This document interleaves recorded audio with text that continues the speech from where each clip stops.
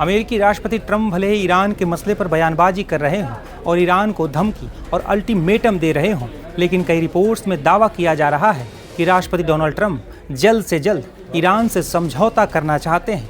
युद्ध के शुरू और खत्म होने के बीच ट्रंप ने कई तरह के बयान दिए, लेकिन कई बार ट्रंप ऐसा करते या कहते दिखे जो उनकी तरफ से दिए गए बयानों के बिल्कुल विपरीत था। ट्रंप को वैसे भी उनके विरोधी मिस्टर यू टर्न कहते हैं। दरअसल अमेरिकी विदेश मंत्री मार्को रूबियो ने कहा है कि 28 फरवरी से चले ऑपरेशन एपिक फ्यूरी के सभी लक्ष्य पूरे कर लिए गए हैं। अमेरिका अब जंग नहीं चाहता है। दरअसल अमेरिकी विदेश मंत्री के इस बयान के बाद कई तरह के कयास लगाए जाने लगे हैं। दावा तो यहाँ तक किया जा रहा है कि अमेरिका अब सरेंडर मोड में आ गया है।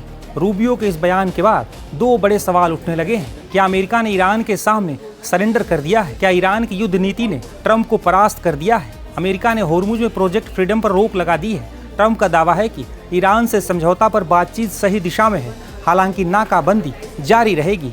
यही वो योजना थी जिसके तहत अमेरिका अपनी सैन्य ताकत दिखाने की कोशिश कर रहा था, लेकिन मात्र 48 घंटे में ही उसे ठंडे बस्ते में डालना पड़ा। रक्षा जानकारों का मानना है कि अमेरिका के शांति के दावे को ईरान अपनी जीत मान रहा है।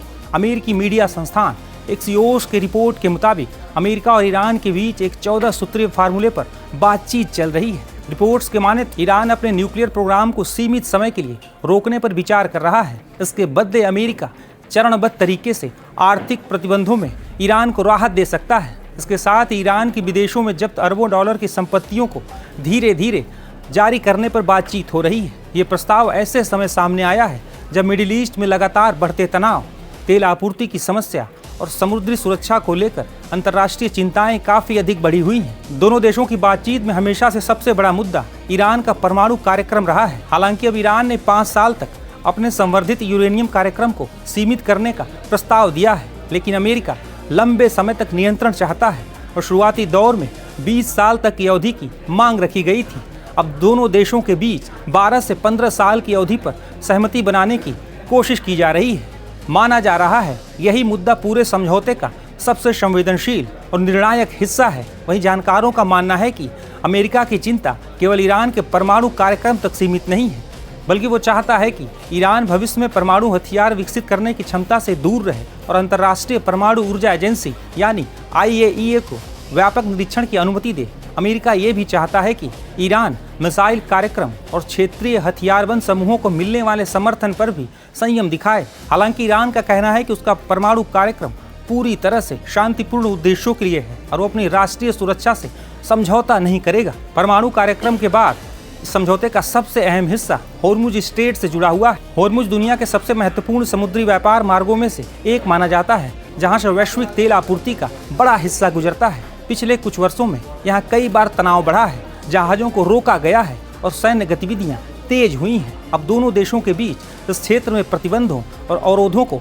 कम करने पर भी चर्चा चल रही है। अगर ये कदम सफल होता है तो वैश्विक तेल बाजार में स्थिरता लौट सकती है और अंतर्राष्ट्रीय व्यापार को काफी ज्यादा राहत मिल सकती है। आर्थिक लिहाज से भी ये समझौता ईरान के लिए बेहद महत्वपूर्ण माना जा रहा है। दरअसल अमेरिका किसी भी तरह समझौता कर इस तनाव से बाहर निकलना चाहता है। देखिए, ईरान और अमेरिका के बीच में जो नेगोशिएशन चल रही हैं शांति बनाने के लिए, ये एक तरह का टेबल टेनिस का गेम चल रहा है। वो इधर फेंकता है, वो इधर फेंकता है, या बैडमिंटन आप कह लीजिए। इधर आइडिया लॉब करा, उधर लॉब करा। पॉइंट इसकी ईरान के जो पोजीशंस हैं शुरू से वो ऐसे ही दिख रहे हैं कि यूरेनियम की एनरिचमेंट हमारा रहेगा, हम अपने मिसाइल प्रोग्राम को रोकेंगे नहीं, हमें कॉम्पनसेशन चाहिए, स्ट्रेट ऑफ हॉर्मुज हमारे दबदबे में रहेगी, मिडिल ईस्ट में जितने भी अमेरिकी बेसिस हैं करीब 20-25 सारे के सारे बंद करके बोरिया बिस्तर आउट हो जाएंगे। वॉर चारों तरफ रुकेगी, यानी कि लेबनान में भी रुकेगी हिजबुल्लाह के खिलाफ, इराक में भी रुकेगी, जो इराकी शिया मिलिशियाज हैं ईरान के सहमति वाले। तो ये सारी जो मांगे हैं ईरान की, ये मैक्सिमलिस्ट हैं और इनको अमेरिका किसी हालत में मानने नहीं वाला। बट रिवर्स भी अब ट्रू है। रिवर्स में ये है कि जो अमेरिका की शर्तें हैं, और सबसे अहम शर्त जो है न्यूक्लियर एनरिच मटेरियल दे दो मुझे, मैं उठा के ले जाऊं, वो ईरान नहीं मांगने वाला।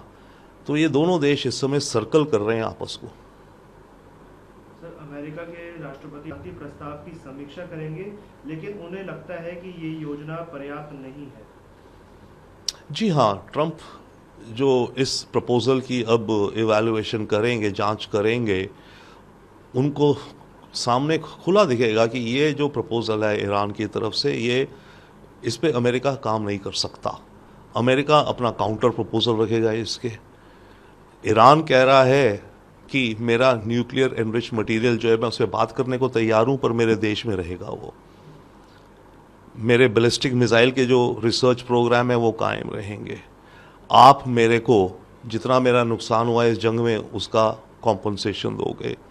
मिडल ईस्ट में जितनी भी अमेरिकी बेसिस हैं वो सब बोरिया बिस्तर उठा करके बंद करके वापस चले जाएंगे। वॉर जो है वो चारों तरफ रुकेगी, यानी कि केवल हमारे यहाँ ही नहीं, बट लेबनान में हिजबुल्लाह पर जो आप कर रहे हो, इराक में जो इराकी मिलिशिया ईरान के सपोर्ट में उनके खिलाफ जो अमेरिका ऑपरेशंस कर रहा है, चारों तरफ वॉर रुकेगी। और इसके अलावा हाँ, हॉर्मुज़ पर तो हमारा दबदबा रहेगा, हम हॉर्मुज़ खोल देंगे, पर यह माना जाएगा कि अब से ये ईरान के डोमिनेंस में है। इन सब शर्तों को अमेरिका मान नहीं सकता। बात यह कि ट्रंप अभी इम्पेशेंट है, वो चाहते हैं जल्दी मामला ख़त्म हो, क्योंकि उनकी अपनी पॉपुलैरिटी रेटिंग गिर रही है, उनके अपने जो बेस सपोर्टर्स हैं वो इस जंग के खिलाफ होते जा रहे हैं। अमेरिका में इकॉनमी में इन्फ्लेशन, खासकर रिटेल इन्फ्लेशन, पेट्रोल गाड़ियों के लिए वो महंगा होता जा रहा है। तो ट्रंप इम्पेशेंट है जल्दी ख़त्म करने को इसको।